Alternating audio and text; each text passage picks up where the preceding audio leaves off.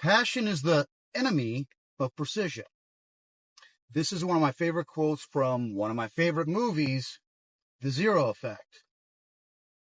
Ben Stiller and Bill Pullman. Like a mystery comedy. Bill Pullman is this crazy investigator.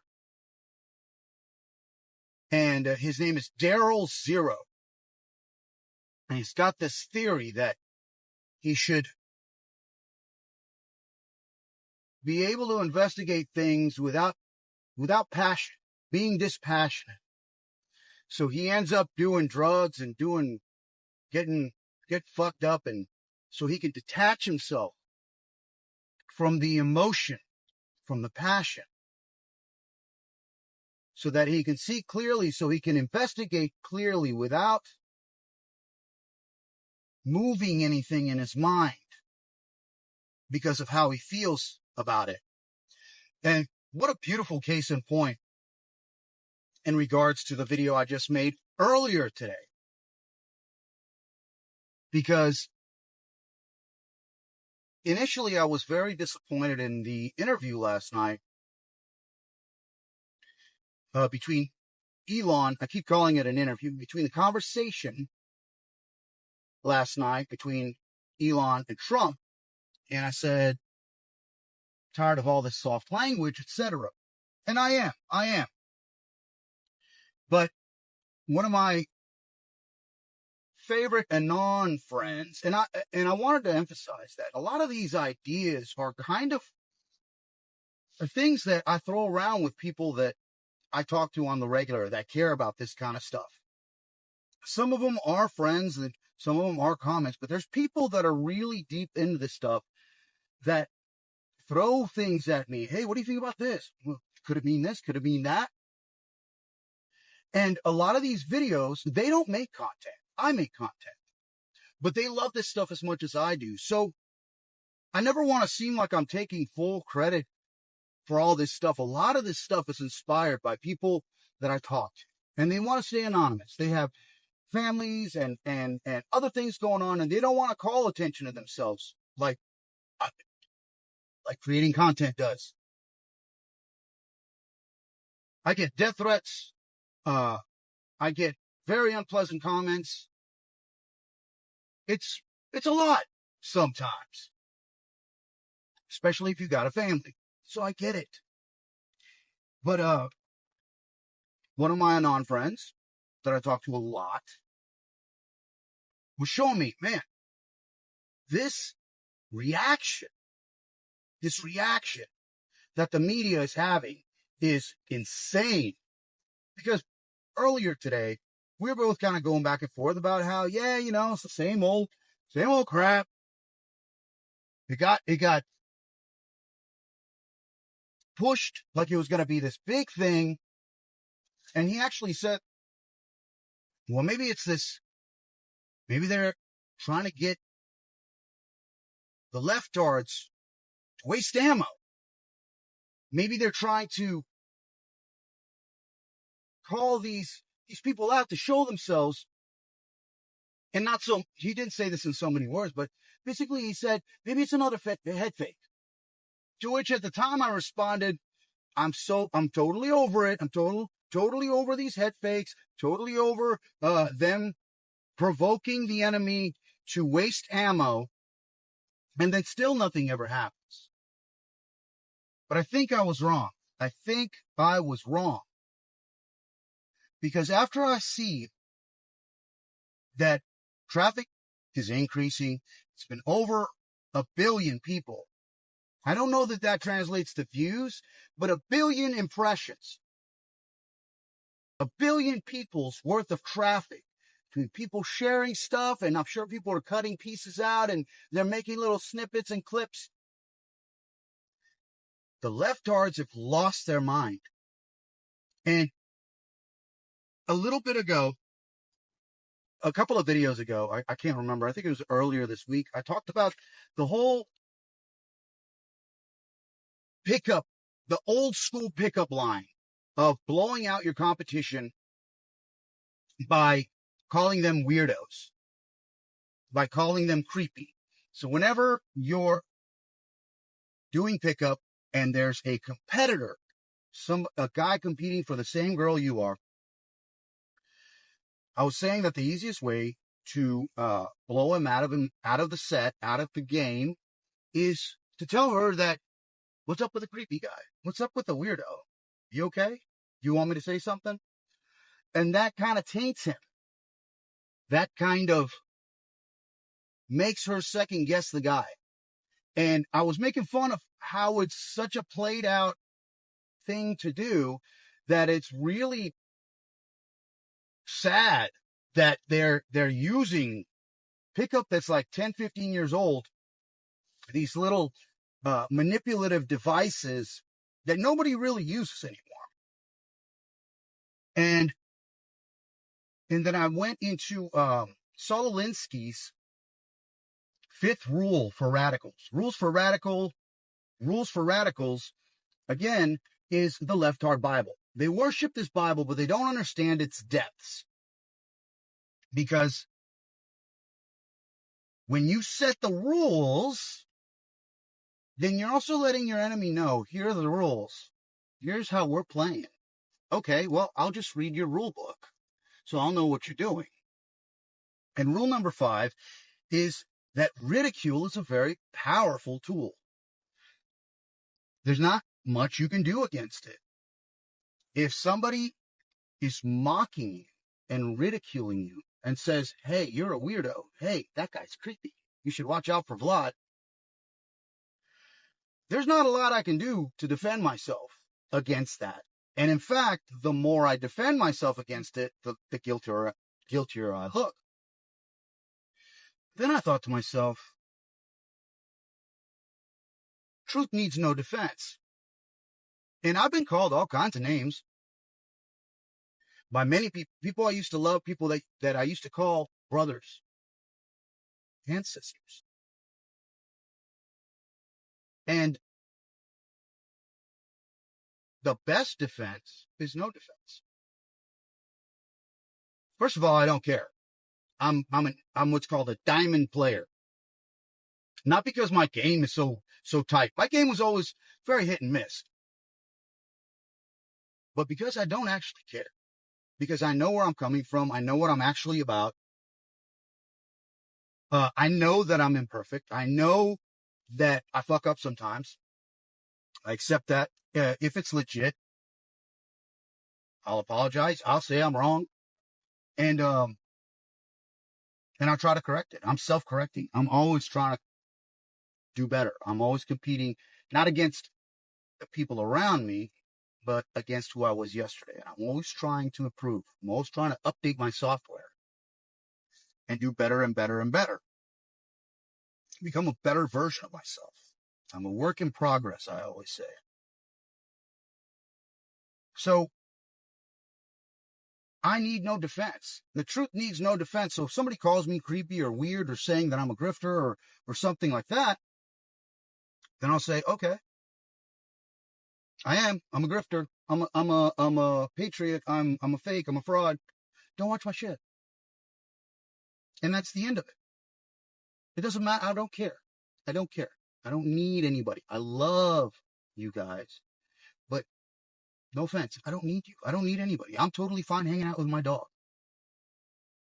I need my family and my super duper close inner circle of friends. Jackass. So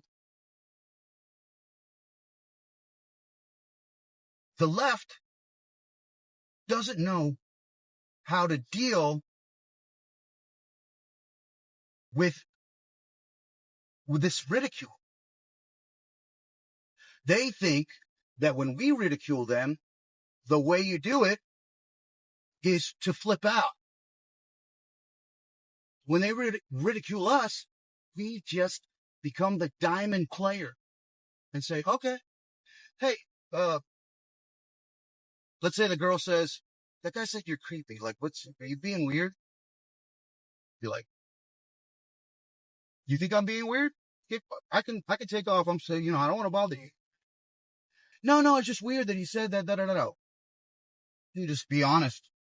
Well, Kim and I are kind of competing for your attention, if you hadn't noticed. So he's probably trying to blow me out of set. And that's kind of some dumb shit a kid would do in high school. So if you want to hang out with your high school boyfriend, go ahead.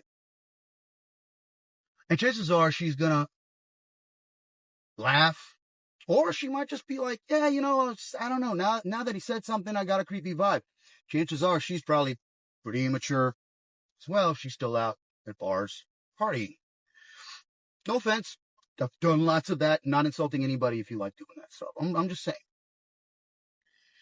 So, girls and manipulative people in general are like cats. A cat, if you like cats and you want to hang out with a cat, the cat is just like, don't touch me, get away from me, stop, get off me.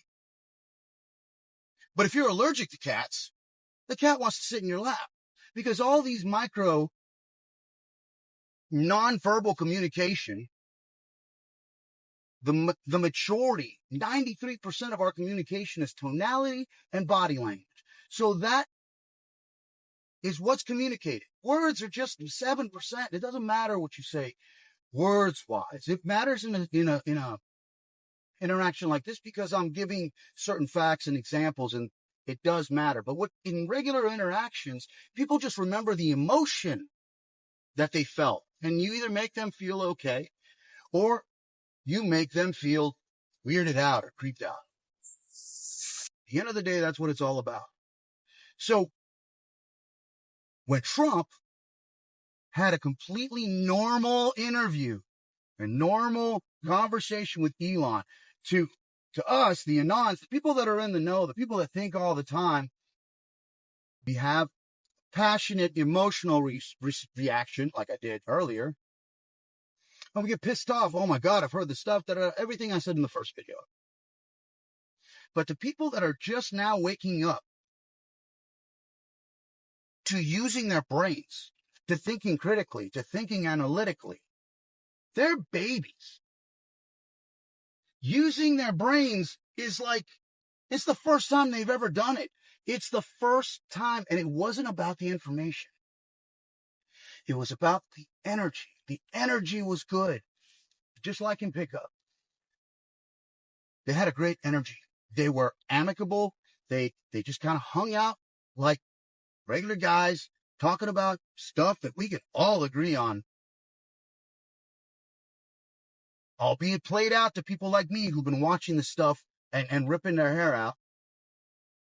But to the majority of normies that are just waking up and lefties that are coming over and fence sitters that are getting off the fence, they're not even going to remember what they talked about. They're just like, they're going to watch the video, or they're going to listen to the spaces rather, and they're going to say, they're not creepy or weird at all. What are they flipping out about? Because in pickup, one of the guys usually flips out and reveals himself to be the actual weirdo, the actual creepy dude that's trying all this stuff that's weird, that's legitimately weird.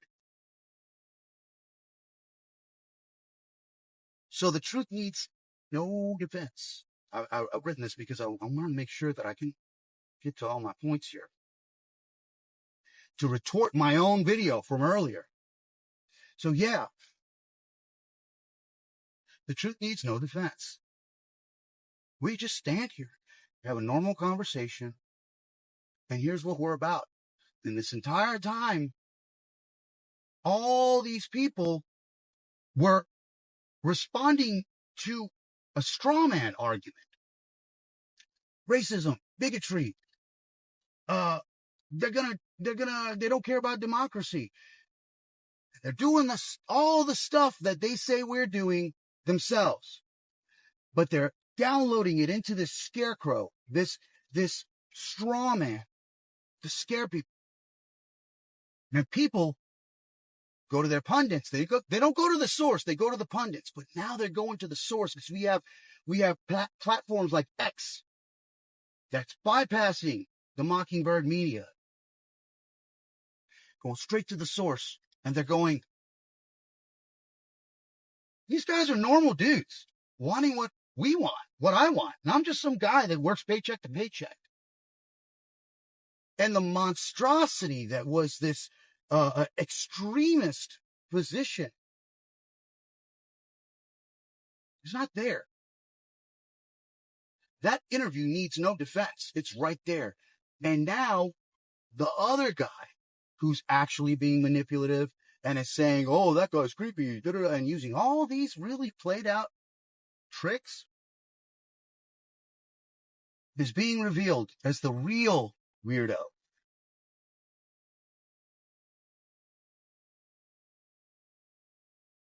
And then I also wanted to get to agency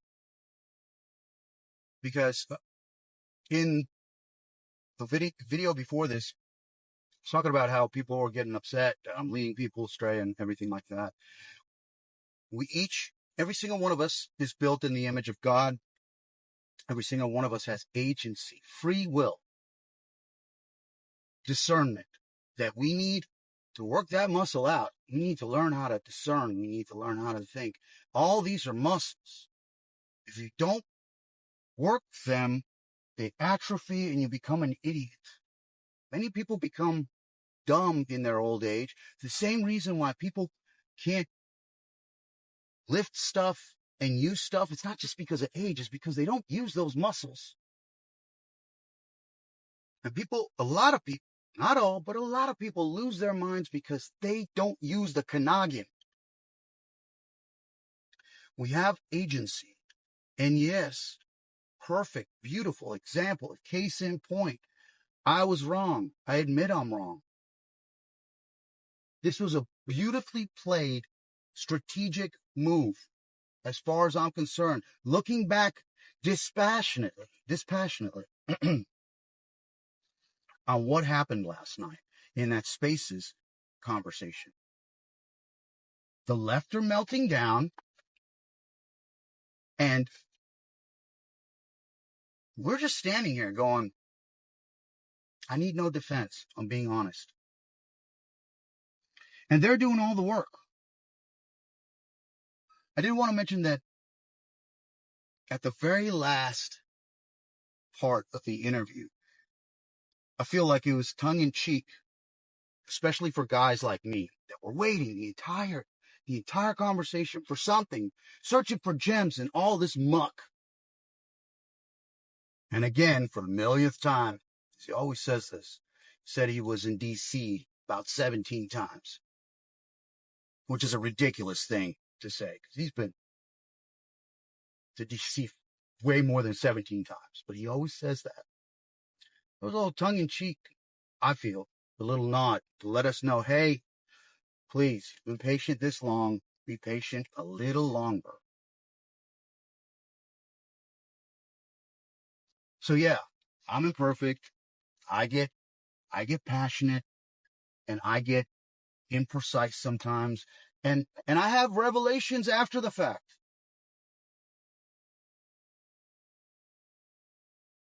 So all these people that are so concerned with me saying one thing and thinking another, sometimes I don't get to make a video correcting myself because there's this whole thing called life happening around me. That's why I'm telling you, you guys need to discern for yourselves. It's not my job. It's not anybody's job. This is something that it's a conversation. All the answers are within. This is a conversation you have to have with yourself on a daily basis, on a moment by moment, decision by decision basis. So if you think, if you're a good Christian and you think that I'm some guy that's trying to pull something,